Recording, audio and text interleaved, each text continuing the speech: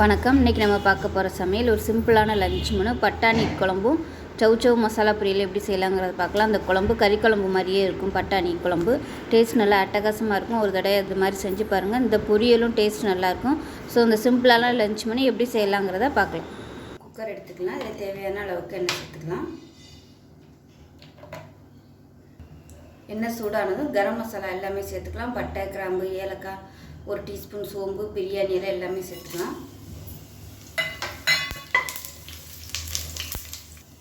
இது கூடவே கருவேப்பிலை கொஞ்சம், புதினா கொஞ்சம் சேர்த்துக்கலாம். இப்போ நல்லா 1.5 கைப்பிடி அளவுக்கு வெங்காயம் சேர்த்துக்கலாம். நான் வந்து பெரிய வெங்காயமும் சின்ன வெங்காயமும் கலந்து எடுத்துருக்கேன்.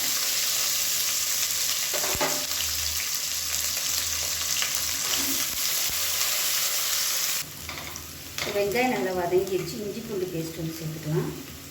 அது ஒரு 1.5 டேபிள் ஸ்பூன் அளவுக்கு சேர்க்குறேன்.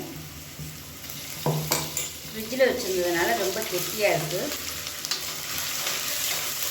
ஒரு பச்சை வாசனை போக ஊற்றிக்கலாம். இஞ்சி பூண்டு எல்லாமே நல்லா வதங்கிடுச்சு. இது தேவையான அளவுக்கு குழம்புத்தூள் சேர்த்துக்கலாம்.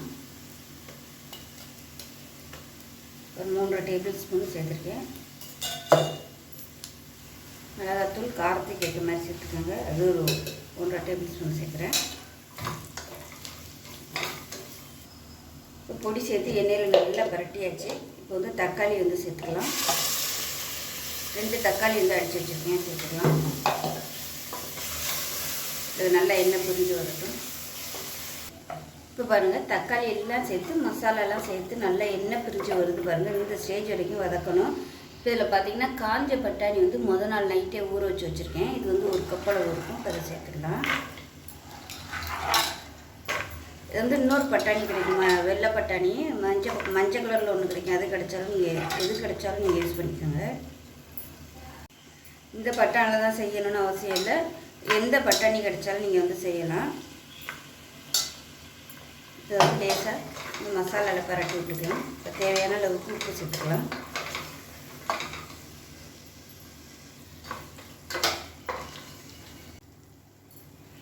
இப்போ பாருங்கள், பட்டாணி சேர்த்து நல்லா வதக்கியாச்சு. இப்போ வந்து குழம்பு எவ்வளோ தேவையோ அதுக்கேற்ற மாதிரி தண்ணி சேர்த்துக்கோங்க. திக்னஸை பார்த்துட்டு தண்ணி சேர்த்துக்கோங்க.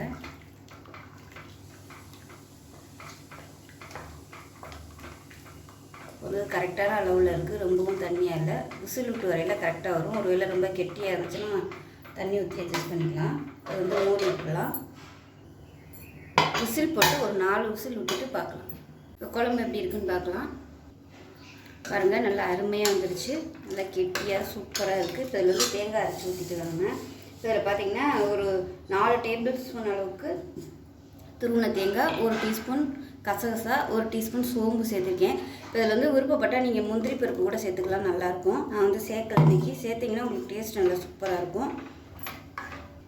இப்போ மிக்சியில் இருந்து தண்ணி சேர்த்துக்கலாம். குழம்பு வந்து நல்லா கெட்டியாகவே தான் இருக்குது. அதனால் தண்ணி கொஞ்சம் சேர்த்துக்கலாம்.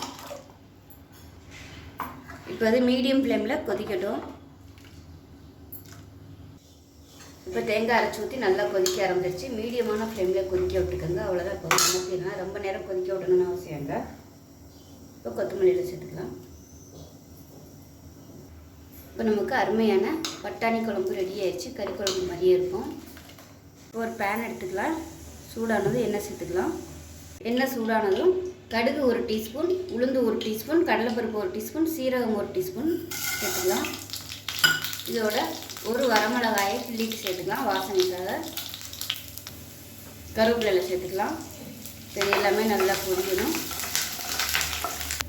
கடலைப்பருப்பு நல்லா பொன்னிறமாக வந்தது. ஒரு கைப்பிடி அளவுக்கு சின்ன வெங்காயம் சேர்த்துக்கலாம்.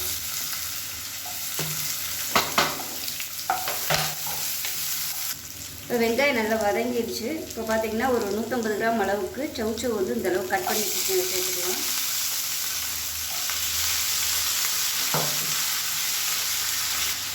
இப்போ இதை ஒரு 2 நிமிஷம் இந்த எண்ணெயில் வந்து நல்லா பரட்டி விட்டுக்கலாம். இப்போ இதுக்கு தேவையான உப்பு வந்து இப்போவே சேர்த்துக்கலாம். அப்போ தான் காயில் உப்பு பிடிக்கும்.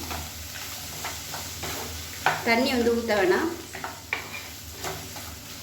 நல்லா கலந்துக்கிட்டு மூடி விட்டுடலாம். மீடியமான ஃப்ளேமில் வேகட்டும். இப்போ காய் வெந்துக்கிட்டு இருக்குது. இதில் வந்து ஒரு 5 டேபிள் ஸ்பூன் துருவின தேங்காய், கொஞ்சமாக கொத்தமல்லி இலை, ஒரு 3 பச்சை மிளகாய், 2 வெங்காயம், 1 டீஸ்பூன் சீரகம், இது எல்லாத்தையும் தண்ணி ஊற்றாமல் குறை குறைன்னு அரைச்சிக்கலாம்.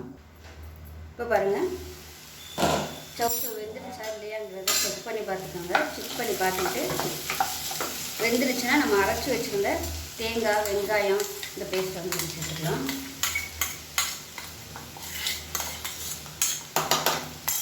சேர்த்துட்டு மீடியமான ஃப்ளேமில் ஒரு 2 செகண்ட் வந்து வதக்கி விட்டுட்டு அமர்த்திடலாம். உப்பு எல்லாம் செக் பண்ணி பார்த்துட்டு சேர்த்துக்கோங்க.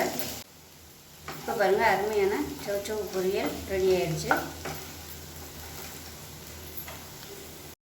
இப்போ பாருங்கள் நமக்கு சாதம், பட்டாணி குழம்பு, மசாலா பொரியல் எல்லாமே சூப்பராக ரெடி ஆயிடுச்சு. ஸோ இதே மாதிரியே இப்போ செஞ்சு பாருங்கள். செஞ்சு பார்த்துட்டு எப்படி வந்துச்சுங்கிறத சொல்லுங்கள். வீடியோ பிடிச்சிச்சின்னா லைக் பண்ணுங்கள், கமெண்ட் பண்ணுங்கள், சேனலை சப்ஸ்கிரைப் பண்ணுங்கள், பக்கத்தில் உள்ள பெல் பட்டனை ப்ரெஸ் பண்ணுங்கள். நன்றி.